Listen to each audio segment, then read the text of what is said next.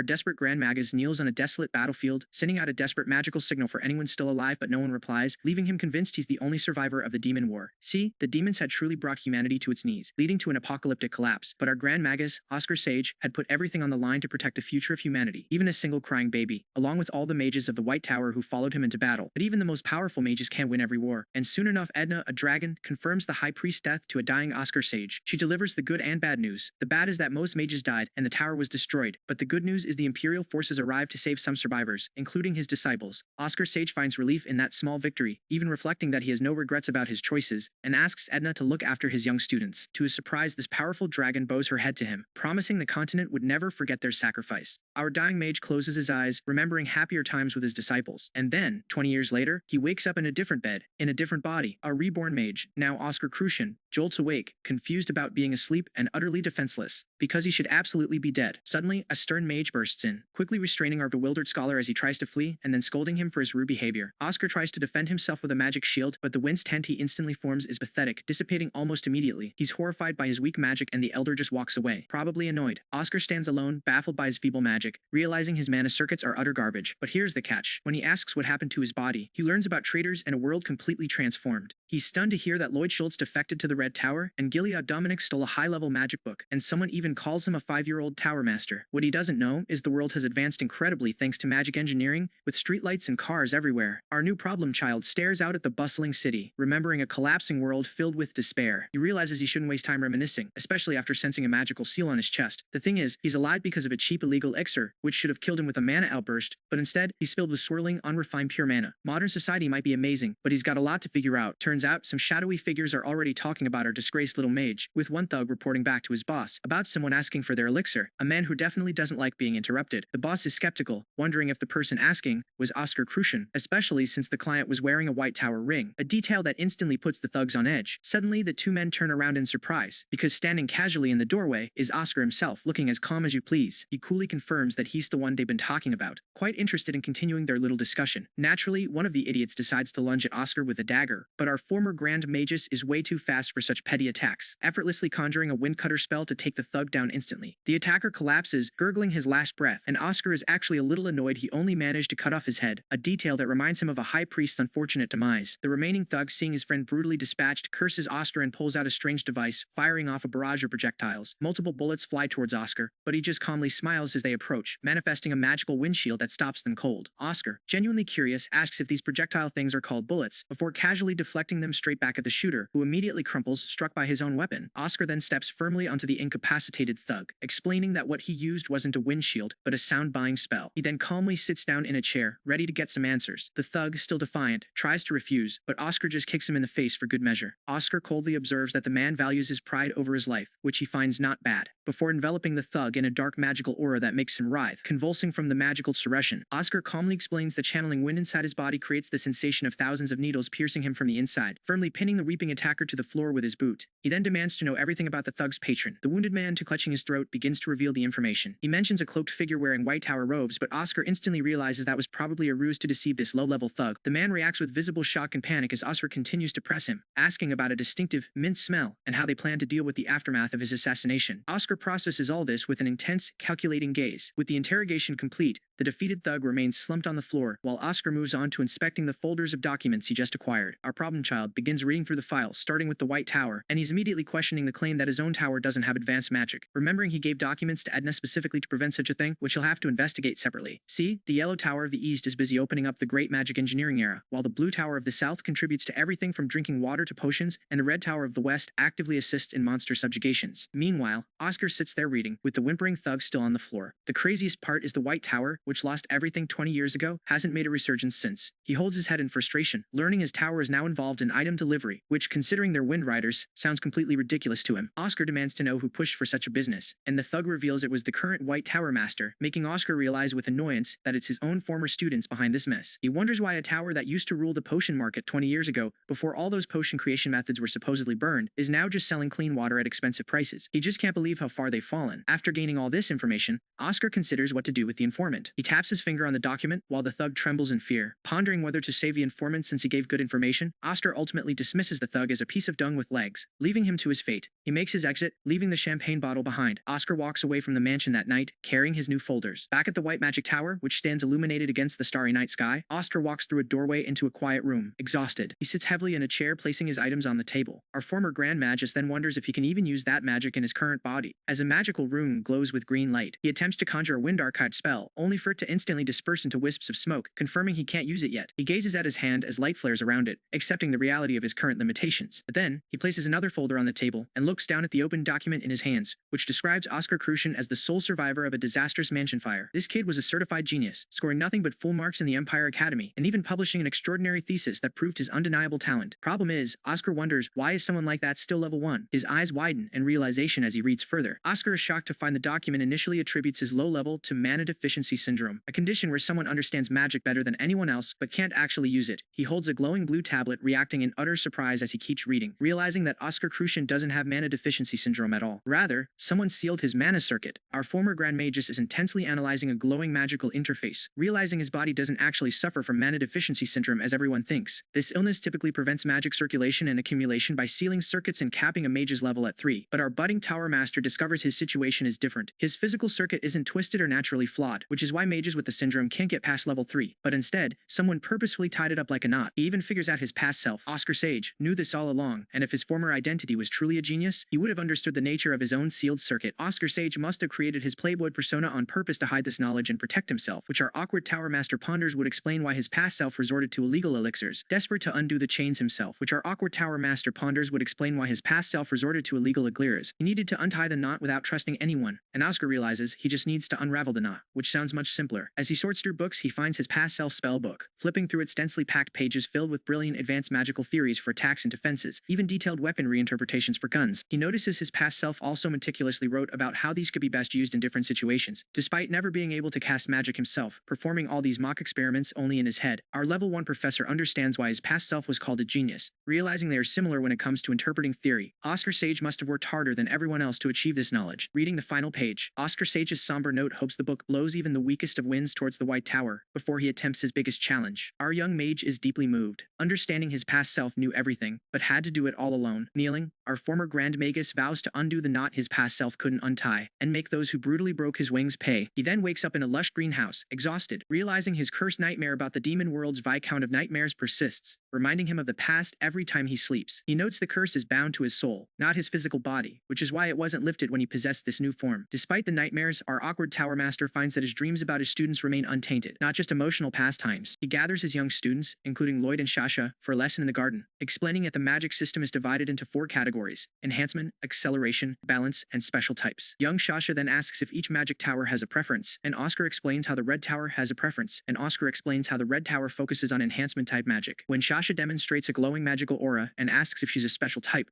he confirms it, and she's delighted. Lloyd and another student also show off their small sparks, and Oscar smiles down at the excited Lloyd, who will later be known as the Promise Man. Our young mage explains to another student that special type mages will find it tough to improve without a proper teacher. Later, our former Grand Magus wakes on a couch, unsure how long he was asleep, then heads to Lab 422. He happily notes that unlocking his physical circuits has gained him 2 mana circuit lines, making him a level 2 mage. Inside the lab, he greets a man sitting behind a desk, happy to be level 2, and reflects on Maxim Bisquet, a junior he once knew who was now an elder. Maxim was honest and diligent, someone Oscar expected to have a bright future, and he even used to call his past self Magic Tower Master when he was young. Oscar looks startled as Maxim hands him a yellow document and a pouch of gold coins, revealing a serious matter. Our level 1 professor is shocked, asking why the Magic Tower Master is doing something so minor. Realizing the situation is so important that the Master must personally tend to it, he learns that Shasha, despite her talent, is only at level 7, which is concerning since his past self was level 9 at her age. Afterward, Hamel Glimwitz, the Vice Master of the White Tower, is seen discussing someone who is studying hard in a hidden place, assuring that he will scold him if he gets into trouble. On the 10th floor, our awkward Tower Master encounters a gardener, who immediately brings up the rumors about Oscar losing his memories. Oscar is flustered, thinking WTF, as the gardener recalls working under the previous Magic Tower Master, Oscar Sage, for 40 years, explaining he stayed because of a promise made at Sage's appointment ceremony. Oscar Sage had declared that everyone residing in this tower is needed, promising a long service medal and 40 years of service. Our young mage is shocked and pained, realizing, I didn't know it was this bad, and that his past self's titles of war hero and mankind's savior couldn't even fund these rewards. Seeing the gardener's stained hands, our former Grand Magus, filled with fierce determination, vows to find a method to earn lots of money, so this will never happen again. To be continued. Our former Grand Magus is scratching his head, wondering how he's actually going to fix the White Tower's money problems, listing options like research, lectures, or commissions, but quickly quickly realizing that it'd be a problem if payments take a while. Only potions offer a fast enough return. Just as he figures this out, his eyes catch something shocking in the newspaper. Meanwhile, things are heated elsewhere in the tower, as Fidenlina confronts an unknown colleague about blatant embezzlement, furious that they'd even consider isolating a level 1 kid for training. Elder Maxim quickly steps in, agreeing that such a move would be nothing short of torture for the child. And Fidenlina, looking serious, suggests a desperate measure, selling the potion production equipment for a mere 3 months of survival money. She quickly moves on to the next topic, explaining that if they sell the equipment, they'll be able to live off that money for only 3 months. The Vice Tower Master is addressed, and Elder Maxim laments that the Magic Tower, a place where mages should gather to study, is now stifled, feeling like a closed room with no fresh air, making another mage wonder if they even have a future. Our elderly mage, looking into his teacup, is clearly lost for words, struggling with the weight of it all. Just then, Fidenlina demands to know who dares interrupt their meeting, and in walks Oscar, the problem child, himself. Fidenlina immediately greets him with a cutting remark, asking him what he wants, and wondering if he remembers embezzling research fees just a few days ago. Ignoring her entirely, our young schemer places a newspaper on the table, announcing he's found an article about the terrible Cadena flu outbreak in the Vinst estate, which he knows is devastating news if it's truly the Cadena flu. Our resourceful director explains that the White Tower once had a monopoly on the Cadena flu vaccine, and since there's currently no cure, he plans to start selling it, fully intending to bring back their old secret. Fidenlina immediately dismisses him, scoffing at the idea, pointing out that despite massive investments, no one has been able to replicate that vaccine for 20 years. But Oscar simply smiles, confidently touching his collar, and says, "I'm a genius." Fidenlina lets out a shocked gasp, then absolutely loses it, yelling, "You took 723,000 bells over the last Farnington Racier cabinets. You pinens only nitzimitins. Killerge 25,000 bells to wit Amerikine. You penantin litz and bells hoarded near crate 25,000 bells can accordum leakins. Do you realize that an ordinary farmer's annual salary is 20,000 after taxes?" She questions if his rich background means he has no idea how money works, and then, flustered, apologizes for her outburst. Oscar, standing composed, simply explains that he and this body's previous owner are completely different people. A problem-solving mage gestures towards Elder Maxim, beginning his explanation of the archbishops, who, as leaders of the El Terra Order, are supposed to be incorruptible, traveling for months through cities that, despite once being great, are shrinking. He then spins a large globe to pinpoint specific locations, explaining the archbishop's month-long pilgrimage schedule through places like Vince, Musk, Melbourne, and Greenwell. 3 people react with shock as our young schemer continues, warning that if any accident or unfortunate incident happens during the pilgrimage, it's considered divine anger from the Earth Goddess, which essentially means a death sentence for an archbishop trying to become a cardinal. Oscar looks to the intently listening Fidenlina, then to Elder Maxim, who with a warm smile, hands over an envelope, much to the shocked Vice Tower Master's surprise. Our resourceful director looks thoughtful, then absolutely shocked, upon seeing the envelope contains a mere 30,000 bells, immediately declaring it's nowhere near enough money for his plans. Later in his laboratory, he checks the fine equipment, and watches Francius, the one most troubled by the Cadena flu, diligently carrying wooden boxes across the room, which makes Oscar grin, ready to continue his work. Our former Grand Magus is hard at work in the lab, focused intently on a new concoction, and even takes a moment to smile as he talks, while his long-suffering assistant Francius cries out, "UAAAGH, my back is going to break!" Exhausted and on the verge of collapsing, Francius begs for a drink, and our potion professor happily obliges, handing him a fatigue recovery potion, which instantly brings Francius unadulterated joy. Oscar sorts through the best leaves he could find, even annoying the seller, but when Francius jokes about the tower going broke, our tower master flicks him hard on the forehead, the way you'd ping a coin off a countertop, apologizing quickly for the quick reaction, as an angry chibi Veronica flashes through his mind, and he realizes all his students, including Francius, have a few screws loose, but are the key to the tower's strength. As they carry more supplies, our former Grand Magus educates Francius on the detoxification of poisonous herbs like Merva leaves, explaining how boiling them for 12 hours is just the first step as he places them into a steaming bamboo tray, even making a random comment about dumplings, before he closes the tray and shares his vision of monopolizing the potion market. Francius is surprised to learn that boiling only softens the ingredients, so our potion professor concentrates, manifesting a purple air drain magic circle above his head, drawing out toxins with glowing hands, as Francius watches in surprise, telling him to take a good look as purple and green magical energy swirls, creating vibrant spheres of light, showing Francius that the remaining steam is now clean. After preparing more ingredients, like black lilies of the valley, Oscar gives Francius a bottle and tells him to try, noting how easy it is to make, but Francius struggles with unstable mana control, secretly thinking, "I can't even use a different magic's simultanators, diffute," thinking better than Oscar expected, though it's still not enough, so Oscar questions why he looks so flustered, and Francius admits, "I'm only 3, so our potion professor calmly explains the principle of splitting the brain to handle 2 spells at once. Oscar gently guides Francius's hands, and a bright green light appears, shocking Francius as his dual casting succeeds, while our level 1 professor looks on calmly, reflecting on how mages used to hoard such knowledge, not wanting to teach their juniors for free, like pieces on a war strategy map, but now the White Tower needs interactive teaching and the exchange of knowledge, and Francius did a good job kicking it off. The two of them stand together, pleased with the results. With their new knowledge, Oscar prepares for more potion making, looking off panel with a subtle, knowing smile, and soon enough, he's overseeing the production of 514 bottles, with one teammate collapsed in exhaustion like a puppet whose strings just got cut, until Killian bursts in, panicked, yelling, "Oscar, we have a problem," holding a document with arcane symbols, confirming that the Ozzer Tower Pharmaceutical Company, New Tech, is meeting Archbishop Baldwin in an hour, throwing the team into disarray. disarray, Oscar tries to rally his team, looking sharp as he holds the bad news, while Killian reacts in shock, questioning, "Is that true?" And across town, Archbishop Baldwin prepares to meet his guests, inviting them in for tea. Moira Main and Neil Brion, the Asher Tower's representatives, enter the room, bowing slightly to the Archbishop, who smiles, but then our awkward Tower Master glances calculatingly to the side, having apparently crashed the meeting, nervously sweating as he tries to speak, and gestures with his hands, only to be met with the Archbishop's frustrated shouts, gesturing angrily at the uninvited guests, complaining about the schedule, demanding to know what's going on, glaring at Oscar and Killian, asking why no one said there would be one more person, as they both look toward the door, where a pair of boots strides through, and Oscar steps forward, calmly introducing himself. "I am Oscar Cruson, a level 2 mage of the White Tower," with a calm, sharp gaze, and confidently announces he's here to make a good offer. The chapter closes on his serious, intense expression. The elderly man is getting confused, wondering why there's a third person joining them, just as the door creaks open, and a pair of boots confidently step through. Our former Grand Magus Oscar Cruson introduces himself as a level 2 mage from the White Tower, giving them a slightly enigmatic smile. The room is immediately skeptical, but Oscar just tells them he's bringing good news. He stands tall and announces his arrival is about the sale of the Cadena flu cure, sending a jolt of shock through the elderly man. Oscar, the problem child himself, asks if he's too late, noting that the other two guests are there for the very same thing. The elderly man listens intently, as one of the seated men dismisses the White Tower, claiming they have neither the money nor the technology to develop such a cure, but Oscar calmly replies that they are ready to negotiate right now. The elderly man, now clearly the Archbishop, directly asks Oscar Cruson if he really has the cure. Our quick-thinking mage simply places a small wooden box on the table, then opens it to reveal a glowing potion bottle. Oscar's eyes widen slightly as the Archbishop quickly raises a major hurdle, pointing out they don't have permission from the Empire's Food and Drug Administration. Oscar looks visibly tense and stressed by this unforeseen regulatory roadblock. Just then, a man in a white robe steps forward, ready to challenge our mage, and Oscar gestures to him, preparing to defend his position. His bright blue eye focuses, showing his intensity, as the man in white confidently proclaims that the Azure Tower's treatment, developed with the best pharmaceutical company, will be far better. Oscar's eyes glow with intense anger and he snaps, "What? You better take that back right now." But the man in white stands calmly, a blue aura manifesting beside him, ready to escalate the pact right now. But the man in white stands calmly, a blue aura manifesting beside him, ready to escalate the conflict. With a towering reflection of the Azure Tower behind him, the man confidently asserts that the 5-year difference between their towers is a gap that will never close, not in 1,000 or even 10,000 years. Our former Grand Magus clenches his fist, reminding them of the White Tower's monopoly over the potion market just 20 years ago, and then pauses, his eyes narrowing slightly in thought. The man in white dismisses Oscar's history lesson, asking if he thinks of the past as something no one remembers. Suddenly, Oscar and another person are shocked by a strange aura, wondering how a level 2 could emit such power. "What?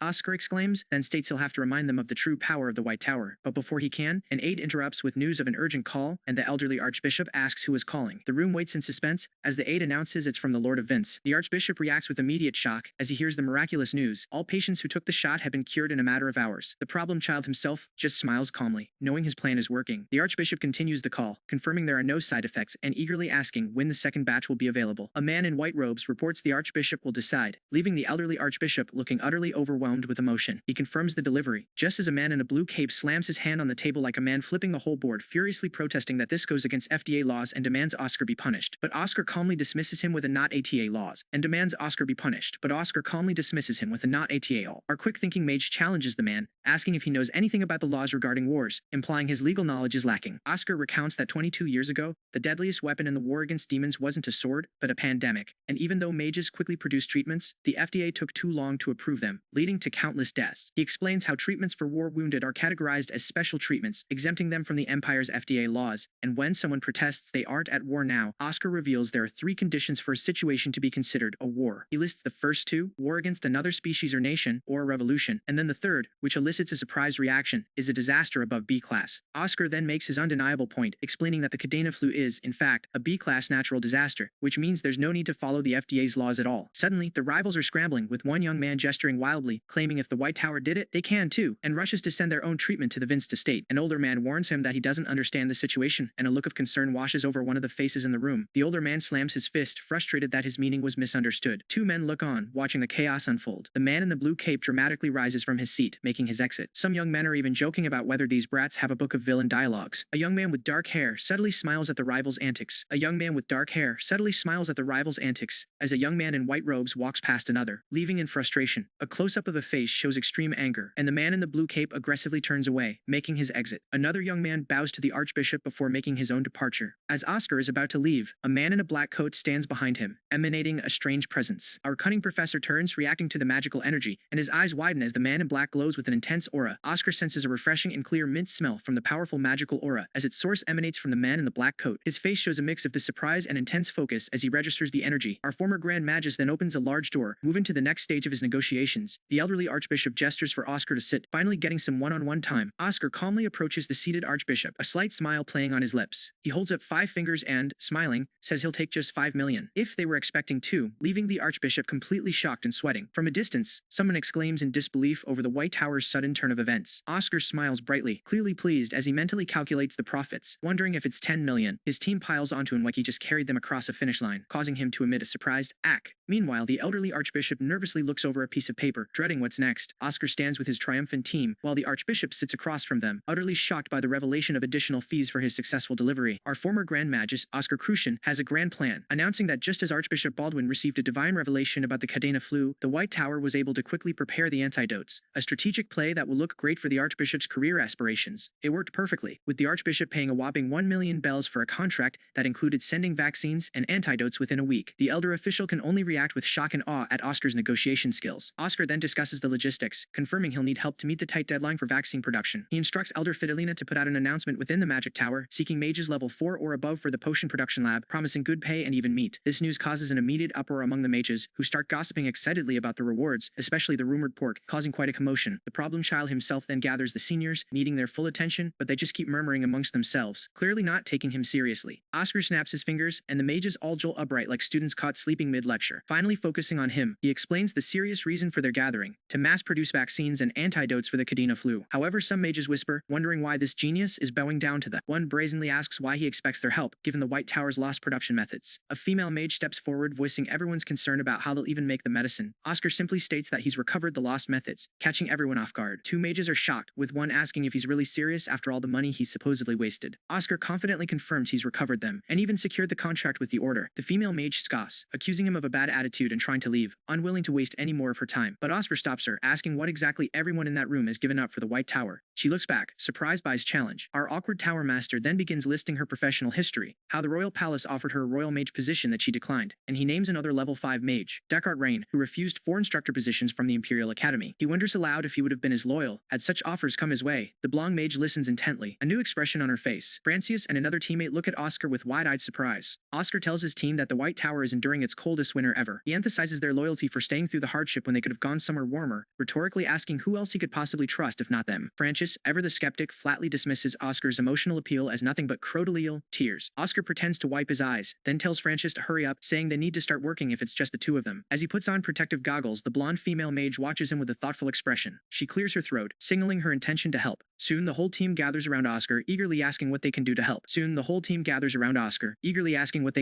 Oscar then nervously reveals that the promised meat isn't pork but chicken, making his teammates gasp and wonder if it might even be rat meat. But to everyone's surprise, the entire team cheers enthusiastically, excited to get started regardless. Soon, the vaccines and antidotes are successfully created, reaching 140% of the original goal, and Oscar finds a heart-shaped arrangement of petals in the garden. He realizes the Vice Tower Master be back and decides to say hello, thinking he was dragged back force. A newspaper article proclaims the White Tower's revival, making great waves in the potion market. Then, Francius rushes into the garden, shouting Oscar's name in pure excitement. He holds up a clipboard, exclaiming how awesome it is that vaccine orders are pouring in. Francius floats excitedly, realizing that with these sales, a couple million bells is nothing, since everyone needs the vaccine. But then, our young Magus has a moment of unexpected wisdom, asking if this rush will eventually cool down. Oscar compliments him, saying, "You are smarter than you look," confirming that demand won't last forever. Francius then gestures excitedly, realizing Oscar didn't just recover one production method, but plans to sell low and mid-ranked potions as well. He explains they'll also release Star Tears, the White Tower's most famous recovery potion. It's a miraculous concoction, said to bring the dead back to life, promising incredible echoes in the market. But Francius, looking annoyed, interrupts, saying that both Star Tears and other special products require ingredients that come from Siren. He reveals that the herb fields where those ingredients grew went under a while ago. Oscar reacts with a blank, shocked expression as the truth of the situation sinks in. Our level 1 professor looks annoyed as he and Francius trek through a field, Francius scolding him for not believing the herb fields were gone. Their carriage driver warns them they can't go any further into the deep field. Francius tells Oscar to hold on a bit longer, as they've only come 10 miles. But Oscar questions why he's using a unit that disappeared 18 years ago. Oscar then has an exaggerated, horrified reaction, asking, "Holy shit, they got rid of pounds too?" He laments how much fun it was to do all those calculations. Then Francius spots a hut in the distance. Oscar asks if anyone is in there as they walk towards the small wooden structure. An elderly man with a glowing red eye looks out from the hut door, asking if they really walked all the way there. Oscar then asks what's approaching in the distance. Seeing several antique-style cars driving through the field, the cars kick up dirt as they bear down on the hut like they already own it. A man in a white suit leans out of one, bravely brazenly asking the owner if he feels like selling his land today. A powerful figure with long white hair and glowing blue symbols appears, ready for whatever comes next. A tenacious businessman named Devor Paul is really leaning on Ivan the herbalist to sell his land, aggressively asking him, "Isn't it time for you to stop banging? If you to stop being so stumbermorn." Devor insists that Ivan sell now to enjoy his retirement, because once factories move in around him, the land's value will plummet to nothing. But our determined herbalist stands his ground. Dismissing Ivan's stubbornness, Devor turns to leave, but not before throwing a stack of cash onto the ground, declaring it the price for that as a final insult, before speeding off in his car. The cash lands near Ivan, a symbol of the aggressive tactics being used against him. Devor drives away, still calling out sarcastic goodbyes, leaving a trail of dust behind his vehicle. Meanwhile, elsewhere, an ominous man in a white suit questions his subordinate about the beggar bastards who are at Ivan's home. Clearly frustrated by the ongoing situation, he vents his anger by striking his subordinate with a rolled-up newspaper, and worries aloud about Ivan potentially getting the White Tower to support him, which would drag out the land sale for years and make it harder to pay his own loans. With time running out and his desperation mounting, the man in white suit casually suggests a chilling solution to his subordinate's commission, saying, "W can just kill him and have him marked as missing. It B can just kill him and have him marked as missing." He admits it would be a little suspicious, but believes he has enough support backing him, while his subordinate worries about the 4 main magic towers getting involved, and Ivan, the old herbalist, the man in white suit, sinisterly reassures him that the White Tower is already bust, so what could possibly happen? Far from the city's anxieties, our former Grand Magus, Oster Crucian, finds a moment of peace lying down in a field of grass and looking up at the night sky. Ivan, the elderly herbalist, invites Oscar and Francius to stay the night, explaining his loyalty to the White Tower, which leaves Oscar and Francius a little confused. Ivan then reveals that for 3 years, a mysterious figure has been buying up all the land in the Siren area, causing countless herbalists to leave or go missing, all to turn the region into the continent's largest factory zone. When Oscar asks how he's held out against such pressure, Ivan proudly declares that the antagonist can't touch him, because I am the human cultural aspect of Herb Kulthabashan. Oscar and Francius realize that because Ivan receives protection from the imperial family, he's been able to hold out. When Francius questions why Ivan didn't sell his land and gain incredible wealth, our wise herbalist simply and emotionally states, "Because I love this land." As Ivan retreats into his home, Oscar and Francius lounge in the grass, charmed by the elderly man's sincerity, calling him a good person. Francius admires the bright stars, saying he's jealous, admires the bright stars, saying he's jealous. Oscar replies that a genius like Francius gracious accepts the compliment as he looks towards Oscar. Our awkward tower master assures him that he's not one to give empty praise, causing Francius to clear his throat. Oscar then reminisces about seeing stars in the middle of Serene before it was industrialized, when the inconvenience of darkness was actually kind of romantic, and wonders if they can really revive the old ways. With a determined expression, our level 1 professor believes it's not impossible. Suddenly, Oscar's eyes narrow in a moment of sharp realization, and when Francius asks if he saw a ghost, Oscar reveals it's not a ghost, but a person. He quickly tells Francius to get up because there's an intruder whose mana he couldn't even feel, and they aren't here for a good reason. Meanwhile, 3 infiltrators are cautiously approaching Ivan's cabin. One of them looks back in surprise, before dashing forward with an elderly accomplice. They quickly close the distance to the house. The red-haired leader believes there might be a mage from the White Tower, which would actually be a relief compared to other magic towers. One of the infiltrators expresses an eager desire to fight a mage. He checks in with his leader before heading in. The infiltrator easily picks the lock of the door, finding it boringly easy to sneak into the dark room. He looks around suspiciously, but then reacts with a sudden shock, rushing to turn around with a curse. A magical projectile forms in a glowing fist, hitting the infiltrator with a powerful blast. Our problem child himself, Oscar, is sitting casually on a bed, noting that his wind bullet spell is quite useful after neutralizing the intruder. Standing in the doorway, Oscar looks out and calmly notes there are only 3 left, his eyes focused and intense, while the remaining 2 infiltrators, the red-haired man and his elderly accomplice, are confused by the missing numbers. Oscar stands by the door, putting a finger to his lips in a hushed gesture, saying the first one will probably sleep for a while. A smirk crosses our little mage with old eyes, as he decides to let those bad feelings continue to grow for the remaining bad guys. The red-haired man and the elderly accomplice wait nervously in the dark forest. Then the red-haired man and the elderly accomplice wait nervously in the dark forest. Then the red-haired man suddenly lunges at his elderly accomplice, who attempts to defend himself. With a snap of his fingers, Oscar triggers a magical defense, instantly deflecting the elderly man's attack with a blue barrier, leaving the elderly man to shout in enraged frustration. Our first challenger, an elderly opponent with a long white beard, charges forward, but Oscar Crucian just smiles, calmly declaring the attack impressive. He easily dodges the elder's unique long-handled weapon, leaving the opponent to comment on the unfortunate situation. Our problem child channels a bit of magical energy into his fingertip, and fires magical projectiles in return. Feeling that this is just the beginning, his magic erupts in a burst of light, which the elder blocks with his weapon. Looking genuinely surprised, the opponent observes Oscar's combat style, astonished that even when caught off guard, our cunning mage isn't flustered but instead shoots with such sophisticated precision. Oscar stands his ground, confidently dismissing the unique weapon as nothing new, while the elder wonders internally why anyone would fall back after winning. Suddenly, a projectile approaches, alarming the opponent, but Oscar activates a magical shield to deflect the incoming attack. He crouches, maintaining his defensive magic, though a small cut appears on our young master's face. The elderly opponent lies defeated, as a mysterious red-haired figure watches from behind, finding it a shame. The red-haired man holds a firearm, looking down at the defeated elder, who is now just a slump on the grass. Oscar's face is focused, a visible cut marring his cheek. The red-haired gunman reloads his firearm, reacting with surprise as he spots the cut on Oscar. He narrows his eye, staring intently at our former Grand Magus. Oscar touches his face, explaining that he simply couldn't block the shot entirely. The red-haired man praises him, saying, "You are guard, but you have the talent to bot it up." He then offers Oscar a job, promising good pay, but Oscar flat out refuses, and the man asks why. Oscar begins to walk away, explaining that he just has a bad feeling, like the back of his head would feel itchy. The red-haired man raises his firearm, stating, "Then, no further conversation is necessary." Our level 1 legend flees the gunshot, hiding behind a fence and wondering what kind of state the previous magic tower master is in. He peers through the fence, realizing an all-out battle is disadvantageous since his wind bullets are slower than these, and with only half his mana left, he can't keep escaping forever. His opponent's only opening is the short window when he reloads after shooting 2 bullets, which lasts exactly 1.4 seconds before he attacks again. The red-haired man taunts, "Where did the rat go?" as Oscar, hiding, calculates that he can finish things within 1.24 seconds. Our problem child crouches low, gathering energy for a precise magical maneuver. He casts a spell, creating magical energy for a precise magical maneuver. He casts a spell, creating magical energy ripples behind the fence, and then leaps into action, propelled by his own magical wind bullets. The red-haired man reacts in surprise, spotting him darting out. The gunman aims upward to track Oscar's movement, amused by his quickness, confidently asserting that a human can't beat this trinity. He grins, preparing to fire his weapon, and lets loose a high-velocity shot. Oscar, however, manifests a magical barrier to intercept the incoming projectile. The red-haired man displays a crazed, triumphant expression, believing he has won, but Oscar holds his ground behind his barrier to intercept the incoming projectile. The red-haired bachat strikes. He stabilizes a small magical orb with his finger, then lunges forward, looking directly at his opponent with a sharp gaze. The red-haired man reloads, confused, realizing Oscar didn't dodge with an acceleration spell, but instead survived. He wonders if it was the shield that saved him. Oscar strikes the magical orb towards the red-haired man at close range, stabilizing it near his terrified face, leaving him speechless in shock. Our cunning mage uses his finger to strike the magical orb towards the red-haired man at close range, stabilizing it near his terrified face, leaving him speechless in shock. Oscar stands firm, pointing his finger with a sharp gaze, having finished the fight. He stands over the defeated red-haired man on the field, victorious. Our young master picks up the firearm, noting that its name is Trinity. He examines the firearm closely, looking thoughtful. He explains how he used friction reduction and internal durability enhancement on his windshield, making its exterior flexible and its interior sturdy, which is why the bullet couldn't penetrate and simply slipped away. Oscar reflects that if that technique hadn't worked, he would be the one on the floor, resolving to research how to use magic to respond to modern weapons when he returns to the White Tower. He moves across the field, weapon in hand, looking focused on his next task. Oscar reflects that he has now dealt with 3 opponents, though he initially sensed 4. He then observes an older man and a younger man with blue hair, Francius, walking through the woods, with the older man telling Francius to hold out a bit longer. The older man looks concerned as he tells Francius to go ahead, then asks what about him. Francius looks toward the older man with a slight smile, who places a hand on the blue-haired youth's shoulder. Oscar looks forward with a stern expression, warning the approaching figure that their white lies are touching. The opponent, a swordsman, smiles broadly and asks who Oscar is. Our former Grand Magus stares intently, a dark aura behind him. The opponent swings his sword aggressively through the trees, eager to fight. He leaps into the air to attack, but Oscar, summoning a magic circle, declares, Wind Cutter,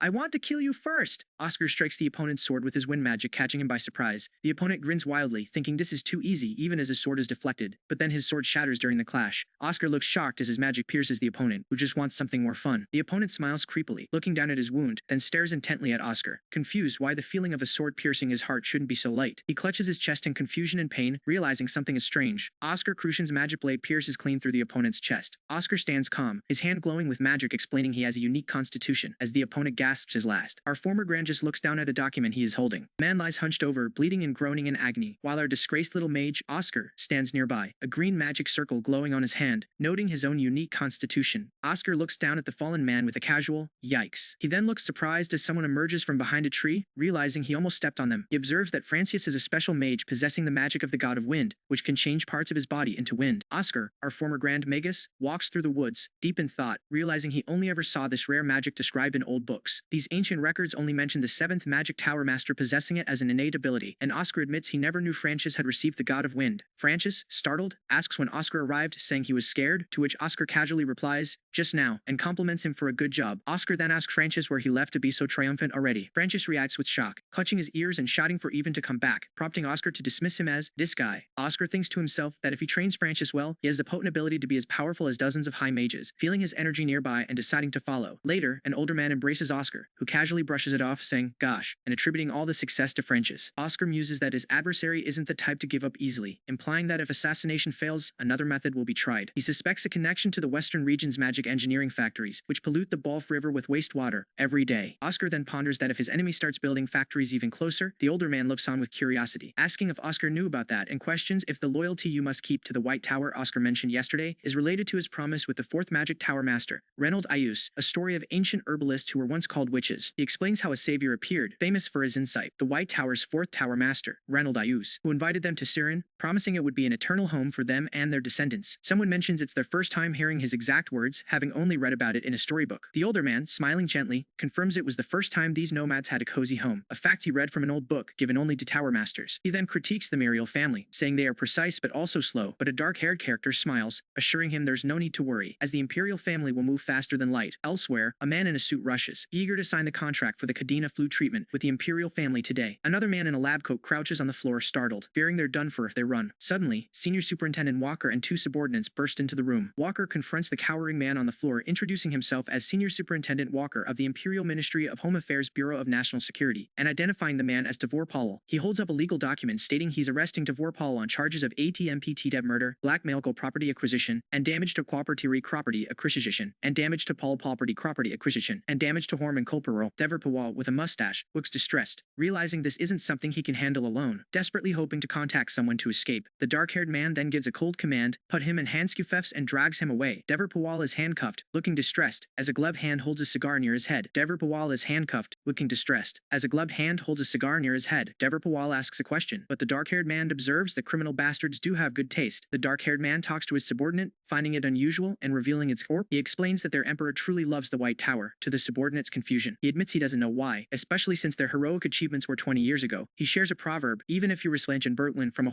hoiter location, the only cation, the only tower the cation, the speed it and spits, keyed its vidizig, it's Phyllis. He asks the subordinate his age, and upon learning he's 23, calculates that 20 years ago, he was only 3. It was when humanity received true freedom after their victory in the war against the demons. He wonders what kind of existence the White Tower was back then, implying its immense prestige. He concludes that the higher-ups still remember their glory and can't let go of their expectations. Walker and his team are heading west, instructing their soldiers to deal with the aftermath and go home. One of the men asks if they can buy some food on the way, promising to repay Walker for dealing with the gunman Jack gang. Later, an elderly mage and another man discuss their day, with the older man suggesting drinks, then asking the younger if he wants to report to the Vice Tower Master with him. Francius looks back in shock, seeing Oscar, but quickly turns away. He tells the curious man he has something planned, and quickly says, "Bye ye," making a hasty exit. The elderly mage wonders if he just saw Francius, then concludes he must have been mistaken. He chuckles, thinking it must have been urgent, then clarifies it was just a joke. He confirms he was on his way to the Vice Tower Master and tells the younger man to go with him. Inside, the younger man asks if something is wrong, noticing the elderly mage is strangely depressed. The older mage confirms that there is indeed something wrong. Our problem child himself, Oscar, stands nearby looking forward with a serious, contemplative expression. Francis just trying to quietly fold his laundry, expecting his older brother Grand to show up, but instead, Oscar Crucian himself stands in the doorway and immediately demands to know just who this Grant is, especially since Franz Sirius is the youngest son of the Empire's greatest trading company. Our boy Oscar clearly isn't one to waste time with pleasantries. He cuts straight to the chase, asking Frank about his rumored strategic marriage and when he even started dating. Franz, a little exasperated, says he's perfectly fine with it. She's pretty, nice, and has a good family, so why wouldn't he be? Then clarifies that the real issue isn't the marriage itself, but giving up on magic entirely. Honestly, he just wonders what else he can even do with his life. Oscar, ever the intense listener, just takes it all in, as Franz looks down nervously and wonders if Oscar's scary intensity is just because he dared to call the White Tower weak. Oscar, however, just tells him bluntly that he's talented. Dead serious, Oscar asks Frank if he wants to truly try becoming a mage, and Frank, with a touch of cynicism, admits it's nice to hear that from a genius, especially now that he's leaving. Suddenly, Grant's serious. Frank's silver-haired older brother arrives and immediately demands to know why Oscar is there and why Frank is acting like the head of the snake. Grant looks visibly impatient, then turns his gaze to Oscar. Oscar states simply that he's there for Frank to stay. Oscar introduces himself, and Grant, recognizing him as the mage who created the medicine, introduces himself as that fool's older brother. Oscar immediately offers Grant Sirius a deal, which Frank tries to protest, while Grant himself scoffs at such impudence from a mere child asking for a deal with the Sirius family. Oscar, however, just maintains his calm and confident expression, as Grant listens sternly. Frank is absolutely floored, yelling, "What? May?" assures them it will be a deal with no losses for either side. Grant remains thoughtful for a moment. Oscar even offers to have the Vice Tower Master serve as the notary, while French is practically screaming, asking if Oscar even has the authority to make such a crazy claim. Grant, still trying to understand Oscar's intense motivation, asks if he's going this far because Frank is truly worthy, and Oscar, without hesitation, says, "Obviously." France's eye widens in pure surprise. Oscar leans in close to Frank, declaring that he's someone he plans to use to restore the White Tower's reputation to its former prime within 5 years, at the very latest, and that the new medicine and vaccine are simply the gunshot to announce that monumental start. He looks determined. Branch, arms crossed, declares that offer good enough, but he holds a finger to his lips, then tells Oscar he'll accept the deal only after he tests Frank's abilities. Grant's gaze is serious. France immediately gets nervous, stammering that even he would struggle in a fight against a level 5 opponent. Oscar, however, knows exactly what Grant is really saying, and quickly realizes what this test actually means. Both Frank and Oscar react with shock. Frank points a finger, completely confused, asking if Oscar expects him to reach level 4 in just one day. Oscar, leaning in with a confident smile and an intense glint in his eyes, calls Frank Sirius by name, then promises he'll make him into a level 4 mage. France, still incredulous, says he doesn't know if they can do that in one day, especially since he hasn't been able to level up for years. But Oscar just tells him it's entirely possible and to trust him completely, asking him to fight for the White Tower. He instructs France to assume a specific posture, close his eyes, and circulate mana throughout his entire body. Oscar calmly observes that France doing well. Oscar points to specific areas on France's body, guiding the mana flow. France, surprised, asks if all geniuses can see mana flow like that. Oscar stands behind him. Oscar explains that only the 0.1% of mages called archmages ever truly cared about this level of mana detail. But from now on, Frank needs to practice exactly what he's told every single morning. He lays out complex, almost overwhelming instructions about mana circuits, pointing out that long curves and fast entry speeds cause mana to bump into walls and get lost. So Frank needs to be more mindful of the speed, while other areas are too slow and need the mana push quicker. He clarifies that this particular circuit has 6 entry points, so mana needs to be divided into 6, minimizing loss and maximizing output. Oscar's expression is serious and intense, and he finally asks Frank, who is barely visible at the bottom of the panel, if he still trusts him. Frank admits he's just scared. We see the back of Oscar's head as he listens. As Frank confesses, his anxiety grew even worse as he became an adult, knowing his family would inevitably mock him if he produced no results as a mage. Oscar places his hand, glowing with swirling magic, on a large book, thinking back to when he was desperately trying to do something no others could replicate. Suddenly, a reckless thought struck him. If he sat there, experimenting with magic swirling around his hand, wondering if his entire body could turn into wind, wouldn't that be incredibly strong? At first, he thought he had succeeded, but then Oscar looks utterly shocked and sweaty as magical energy spirals violently around him, and he screams for someone to save him, realizing it was a complete and utter failure. He looks distraught, recalling how utterly powerless he was back then, and the terrifying feeling of his soul being shattered into hundreds of thousands of pieces, just fading away. His hand trembles at the memory. Frank looks down sadly, asking if that isn't pathetic. Then he steps forward, frustrated, arguing that in Oscar's case, the issue was simply his ability to control mana. Oscar, drawing a line on the ground with chalk, explains that while that would normally be the case, there's actually a way to forcefully increase that ability. France, utterly concerned, asks what Oscar is doing, immediately recognizing it as a summoning circle, and jumps to the worst conclusion, asking if Oscar plans to make a contract with a demon. Oscar, standing gracefully inside the completed circle, reveals he's not summoning a demon, but a spirit. France's face shows pure shock, with a bead of sweat, as Oscar clarifies that he's summoning a wind spirit to transplant directly into Frank's body. France starts the ritual, calling out to the wind spirit with a solemn invocation, but despite his best efforts, the spirit doesn't appear. Oscar, seeing Frank's disappointment, reminds him that spirit affinity is incredibly rare, so there's no need to feel bad. Our boy Oscar simply tells him not to worry because he learned another method from the elves in his past life, and now it's his turn to try. He steps into the magic circle, preparing himself. In his mind, Oscar flashes back to a grander scene in front of the world tree, where he once called upon the spirit of wind before, and this time, even in a desolate training room, a brilliant magic circle appears, drawing feathers and light beams down from the sky. Frank is utterly shocked when a majestic wind spirit appears instantly, completely overwhelming the room with its presence. The spirit asks if he's the one who called it, and Oscar, turning casually, replies that it was him, 27 years ago too. The spirit, clearly pleased to see him, offers him a contract, but Oscar flatly refuses, opting instead to let Frank stand beside him, giving the spirit a small smile. From there, we jump straight to the dueling hall, where Oscar, in his robes, calmly greets Oscar Crucian, who confirms he's agreed to the terms of their deal, introducing his level 5 knight, Leslie Morgan, as Frank's opponent. The prize necklaces sit ready. Oscar dismisses someone's concerns about his outfit, focused instead on Frank, who stands ready for the fight. Another man, shocked, demands to know what Oscar Crucian means by this challenge, seeing Frank as nowhere near a level 4 mage. Oscar, embracing Frank from behind with a sharp glint in his eye, confidently explains that he needs to show this much ambition to make Frank a top mage in 2 years. And Oscar Crucian seems to understand. Oscar gives Frank a quick in top mage in 2 years. And Oscar Crucian seems to understand. Oscar gives Frank a quick pep talk, reassuring him and reminding him of yesterday's strategy, which Frank, with a slight smirk, confidently agrees will lead to victory. As Frank heads to the arena, Leslie Morgan is already being greeted by the others, ready to fight. The duel begins with a flurry of swift, powerful attacks from Leslie, sending blue energy slashes across the arena as Frank watches intently. The impact flashes, and onlookers are utterly shocked by the intense pressure Leslie, a level 5 knight, exerts even without using sword chi. Someone exclaims about the sheer pressure, wondering how Frank can possibly stand against it without sword chi. Someone exclaims about the sheer pressure, wondering how Frank can possibly stand against it without sword chi. Oscar observes calmly, thinking how essential Frank is for the new White Tower he envisions, a deep purpose swirling in his mind. Driven by Oscar's confidence, Frank channels green magical energy, casting powerful wind blades and internally vowing to do this. In his head, he's thinking that for the first time in his life, someone truly needed him, and he can't let that expectation down. Leslie Morgan deflects Frank's dual cast, acknowledging Frank's ability to disperse his momentum. He wonders if this is what facing an Eastern nation's sword control technique feels like. The armored knight holds his ground, blocking an intense magical blast. Lasley decides he's observed enough, unleashing multiple crystal blades that rain down with powerful impacts across the arena. He leaps down, quick as a flash, forcing Frank to quickly cast another Windblade in defense. He casts Windblade. Spectators are stunned, wondering how Frank could have grown so much in just half a day. A dismissive silver-haired man worries Oscar used a forbidden method, but Oscar assures him it was a safe and sound approach. Frank, under immense pressure, truly feels his own growth, as Lasley dashes down, ready to strike again. Lasley thinks Frank's battle mage style doesn't suit him, believing that his growth will ultimately hurt him, perhaps even making injury a relief. Oscar, with a subtle knowing smile, whispers that it's almost over, while onlookers watch in shock, not understanding why Frank can barely defend. Flashback to last night, where Oscar explains the successful spirit transplant to a defeated Frank, then asks how the God of Wind technique is coming along. He then explains with a serious and measured expression that winning tomorrow is possible only if Frank uses God of Wind at 100%, making Frank wonder if there's more to it. Oscar then reveals the truly overpowered part, drawing a stick figure on the chalkboard. He explains the ability called unitization, which lets Franks turn anything that touches his body, even clothes or items, into wind. Frank is utterly surprised as his arm, encased in metallic gear, moves with wind magic, realizing this absurd power is his secret weapon, knowing it's best to hide his cards until the very end. Our problem child, Oscar, manages to transplant a spirit and unlock Frank's power, pulling off an impossible feat with a glowing glove and a red fragment, much to the utter disbelief of those watching, who can only exclaim, "No way!" And of course, Oscar is absolutely delighted, shouting that he actually pulled it off. Francius, Frank's older brother, looks on in shock, along with everyone else, at the sight of Frank wielding the power of a wind god, while the bystanders are rank wielding the power of a wind. Oscar, ever the confident professor, offers a casual "good job" to Frank, leaving everyone else to question how he managed to teach a student so much in just one day, a question that clearly weighs on Grant's mind as well. With the deal sealed, Grant and Oscar shake hands, and Frank, now a level 4 mage, is off to begin his specialized training, with Grant entrusting his younger brother to Oscar's care. Grant even brushes off any lingering concerns to his knight, as Frank quietly departs with his companion. Back in the White Tower, Oscar can't help but find the whole situation funny, and even blushes a little, but his good mood quickly sours when he realizes his training room is actually the basement prison. A guard drags our poor problem child up the stairs, trying to spin it as a positive day of rest, while Oscar protests his innocence, wondering why he's being punished for doing nothing wrong. Sadly, Frank watches him go with a tearful expression, but our boy Oscar just gives the viewer a sly look, because he probably knows exactly why he's here. See, while Oscar is getting a taste of the dungeon, the higher-ups are discussing Frank's intense 30-day isolated training, agreeing they'll need to be nice to him after a month of that. But then Oscar gets some good news, which he considers a good news for sure, as he discusses business with an older mage. The older mage offers Oscar a lecturing position, and after some thoughtful consideration, Oscar learns about Mage Night, an old event the Emperor is trying to revive. He already knows of it, remembering an older instance of the event that caused panic, and he quickly realizes the Emperor is trying to bring it back. The problem is, the Black Tower is trying to bring it back. The problem is, the Black Tower is trying to capitalize on this. A revelation that sparks intense focus in Oscar. Oscar clenches his fist. He will take on the lecture, determined not to let the arrogant Black Tower push the White Tower aside, and he even smiles cunningly, thankful for the low-level spirit ceremony. But back to the spirit ceremony, Oscar finds himself frustrated while dealing with a demigod, who can't believe a mere human is trying to command the Spirit King for a contract, as Oscar names Salafrian of Silence, and boldly tells the spirit to relay a message. The Spirit King, a bearded figure, is utterly shocked by this audacity, his eyes widening in disbelief, and he demands to know just who Oscar is, astonished that a human could command such a powerful spirit. Oscar reveals that Salafrian has allowed the process not as a contract, but as a simple transplant, and she has a message for the Spirit King, a chilling reminder: don't forget your old promise. Our problem child, Oscar, promises to keep that vow, even though his sudden death in his last life prevented him from doing so, acknowledging how much he owes the Spirit King for saving many White Tower families. Before diving into his new teaching gig, Oscar acknowledges he still has to take care of his family and repay his debts with interest. Students gather for his reinterpretation of basic magic lecture, some of them surprised to see familiar faces they thought had died out, while others wonder if it's just a basic lesson for low-level mages, yet they can't help but notice the White Tower seems to have more money now, considering the Vice Tower Master personally invited the lecturer to the main building. The students are buzzing, but Demian Proud, son of the Proud County, just scoffs at the fuss over a lecture hall nobody uses, calling the whole event a waste, convinced that if it were a truly valuable investment, it would be a high-level application-based lecture like the other towers, not a reinterpretation of basic magic for just 32 low-level mages. Just as Demian is airing his grievances, our boy Oscar makes his grand entrance, his boots echoing in the hall. Oscar Crucian introduces himself as the new lecturer for reinterpretation of basic magic, admitting he knows many of them are disappointed to have a mere level 2 mage teaching. He quickly cuts to the chase, telling them they're no longer students passively receiving instruction, but instead, they must prove their ability, demonstrating they have no need to learn from him. He gives them a mere 10 minutes to say they don't want his class. Then he smirks, calling the task quite simple. Boy Oscar, now professor, wastes no time throwing down the gauntlet in his first class, challenging his students to break a spell he cast over the room within 10 minutes, which naturally leaves most of them frustrated and a little panicked. In their heads, they're running the numbers, wondering if this seemingly easy spell is actually something much more complex than it looks. But one blonde student, Demian Proud, is convinced there's a trick and he just needs to figure it out to avoid taking the actual class. Oscar, for his part, sits back like a king on his throne, watching the hourglass with a confident smirk, half expecting no one to pass the test he purposefully left holes in. But then, out of nowhere, Demian shouts that he did it, which completely blindsides Oscar, because this kid was on the beginner-level roster. Oscar quickly recovers, congratulating Damien, whose brilliant mind Oscar knows is as stubborn as a mule. Meanwhile, Damien gloats that he was almost done as the spell lifts, but then he instantly wipes a smug look off his face as he starts overthinking his next move. Oscar sees right through Damien's thoughts, realizing the kid is trying to decide if he actually wants to take the class after such an intense introduction. Damien challenges Oscar to teach him the most basic spell, Wind Cutter, and Oscar can't help but find the whole thing a little bothersome as he agrees. Oscar begins to demonstrate the spell, ready to teach the young prodigy the true essence of Wind Cutter. Damien is surprised, because he already has wind blades swirling around him, but Oscar's demonstration immediately makes him rethink everything he thought he knew. See, Oscar explains that wind, much like water, needs continuous movement and flow. Otherwise, it just stagnates and loses its form, just like pooled water that eventually rots. He warns Damien that any magic made with air that doesn't flow will easily lose its shape, and that the trick is to avoid wasting mana, which is a major problem in most basic spellcasting. Oscar is genuinely impressed, wondering how Damien grasped all that after seeing it only once, until he realizes this kid is from the Proud family, who produced many high-ranking mages, meaning Damien has probably seen his family's advanced wind magic growing up. Oscar groans at the realization, feigning annoyance when Damien asks if he's not taking the class. As news of Oscar's unusual teaching method starts to spread through the White Tower, whispers start about the new star instructor, who's supposedly brilliant, but most mages assume he's only helpful to elementary-level students. Still, the buzz around his class keeps growing, and students start noticing a strange phenomenon. A lot of level 4 and level 5 seniors are suddenly showing up to this basic magic lesson, making everyone wonder what the hell is going on. Even Elder Maxim, a highly respected mage, makes an appearance. Oscar greets the surprisingly packed class, and then, to everyone's shock, he declares that the most important spell a mage must master is wind. Of course, many students groan, thinking it's a waste of time to cover such a basic element, but Oscar just calmly tells them it's fine. He then demonstrates what he means, showing them true wind magic, and the entire class gasps in disbelief. What they thought was basic wind is actually a force far beyond their comprehension. They realize this isn't just a simple gust or wind press, but something completely different, and Amy Raven, one of the students, looks up in pure panic, suddenly realizing the true power of wind as it swirls around her. As students marvel at the magic, Oscar explains that the spells cast by Elder Maxim and Amy Raven, while both technically wind, differ wildly in the temperament of the mana that created them. He says that even though the entire casting process is the same, one felt as scorching as a desert wind, while the other was ice cold. Oscar emphasizes how stark the difference was, making it hard to even consider them the same element. He then asks about the 4 types of mana: enhancement, acceleration, balance, and special, and why the white and blue towers represent balance. He explains that red and gold towers, despite their strength, aren't harmonious, because cold fire or lightning doesn't exist. But wind and water, on the other hand, can become endlessly cold or hot, which is why they represent balance. To prove his point, Oscar holds up a glowing orb of water, and then, in an instant, boils it at standard atmospheric pressure. He casually demonstrates that making hot wind is even simpler than boiling water, and the students react with a mix of awe and discomfort as the temperature in the room fluctuates wildly. Oscar explains that wind, more than any other element, is free, easily assimilating with its surroundings and changing its nature like a chameleon, unlike water, which can't mix with oil, making wind the sole element that can harmonize with anything in the world. He concludes that a mage's understanding of wind, and what kind of entity they imagine it to be, is the core point of the lesson, and as a student ponders his words, Oscar is suddenly interrupted by someone. Before he can even question it, a blonde student shouts a warning at someone not to touch him, leaving Oscar looking unamused as students whisper around him. So, in the last chapter, Damian Proud managed to break Oscar's spell, which shocks everyone, but our boy Oscar is just delighted that Damian is finally letting his magic bloom. Then, in a move that no one saw coming, Damian rushes over and wraps Oscar in a bone-crushing hug. Honestly, Oscar looks completely at peace right there, which only confirms that the greatest profit for him is investing in promising young mages. Veronica, who has been quietly observing Oscar, seems to have come to the same conclusion, thinking to herself that she's finally gotten the attention of one of the problem children listed in Oscar's journal. Later, as Oscar walks through the academy, heading towards a training room Veronica mentioned, a student stops him, genuinely surprised Oscar doesn't use the Future Innovation Training Room, which Oscar, our awkward tower master, has absolutely no idea about. Apparently, only 3 of the 300 training rooms at the academy are these special ones, making him wonder why they bother making them so special. In his head, Oscar's just thinking about how much more convenient it would be if they were magical doors that opened on their own. Stepping inside, he realizes this room uses magic engineering, which means it's way more than just vibes. The system quickly instructs him to pop 3 balls using physical or magic attacks to register his information, and then lets him choose his level, confirming there are 100 levels he can train by. Naturally, Oscar pops them all instantly, and the system immediately congratulates him on passing level 1. A moment later, the system warns that from level 80 onward, the balls get smaller and faster, even hostile towards the user, and if you're pregnant, an elder, or a child, you should suspend the challenge due to unknown dangers, which makes Oscar wonder just how much fuss they're making over this. The true challenge is to use physical or magic attacks to pop 1,000 balls, but if he uses a wide area spell or gets hit more than 10 times, the training will be cancelled. Oscar starts with his wind cutter, unleashing multiple beams of energy and casting powerful magic. As the glowing spheres descend rapidly, he realizes that while making the projectile small and sharp is effective, this level of intensity definitely surpasses the training intended for kids. Soon enough, the system announces that he has passed level 100, but Oscar, exhausted and lying flat on his back, just mutters that it was a good warm-up. He can't believe that mages of this generation train with such intensity from a young age, and he quickly leaps up, realizing he needs to work even harder. But as he opens opens the door to leave, he's surprised to find Veronica standing there, casually saying he's been there since morning. Veronica, clearly annoyed, snaps back, asking if he thinks she came to eat and wondering why he's suddenly listening to her. Oscar, completely serious, tells her that healthy mana comes from healthy bodies, which only makes Veronica question what he's eaten this morning. Veronica, looking utterly shocked, wonders if Oscar had eaten something bad that morning. She then walks into the training hall, internally railing about how the bastard who used to look down on her has suddenly changed, even quoting Oscar Sage's famous saying as if it were his own, only to see the ranking board, which shows, haha, in first place for level 100 with a time of 9 minutes and 57 seconds. The screen highlights the incredible achievement, and Veronica, stunned, realizes that only those below level 5 usually get ranked, and this,